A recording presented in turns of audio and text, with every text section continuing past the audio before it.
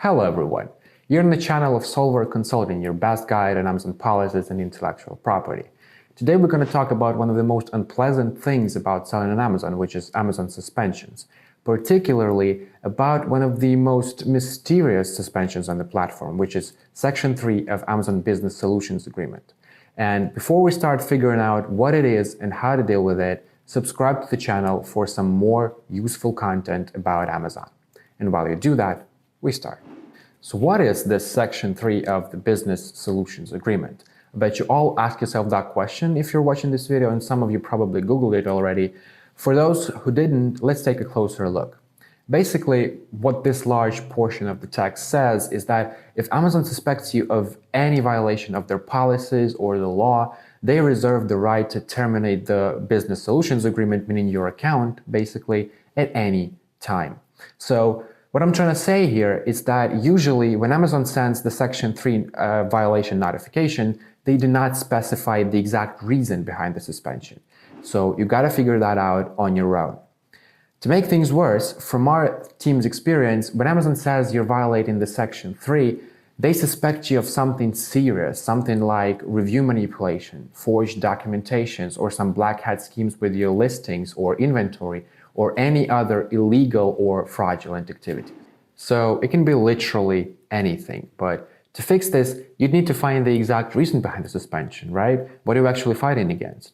In order to do that, you would need to do two things. One, try to remember anything you've done wrong over the course of the last 6 months. Go through Amazon policies, your listings, your customer reviews and feedback, account health page, performance notifications, etc.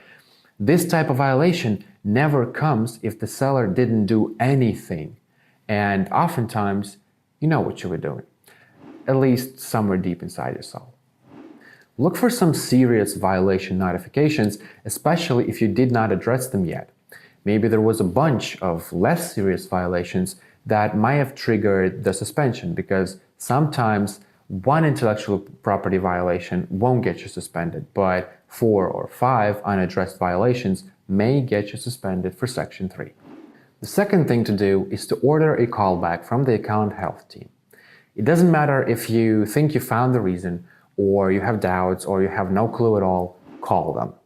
You can directly ask them if they know the exact reason behind the suspension. At this point, it's better to say you have no clue about the reason, even if you know for sure, because you'd need that confirmation from somebody inside Amazon.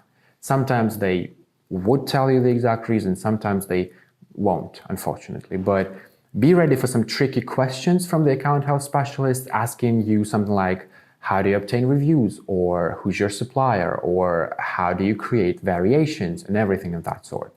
Listen closely to the questions they ask, because they might push you in the right direction of finding the exact reason.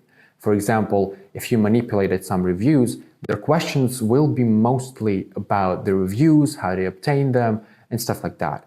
They should get you thinking that the problem is in, for this instance, reviews that are manipulated. After you identify the reason behind the suspension, which is half of the resolutions, no exaggerating, there are two paths for you. You either deny your role in the alleged prohibited activities, or you go all in and describe everything you've done. In some cases, sincere apologies and a strong POA may save you, but in some, it won't be enough. So it all depends on the circumstances of your specific violation. And yes, at this point, any further actions should be planned considering the reason for the deactivation, because every violation has its own resolution path.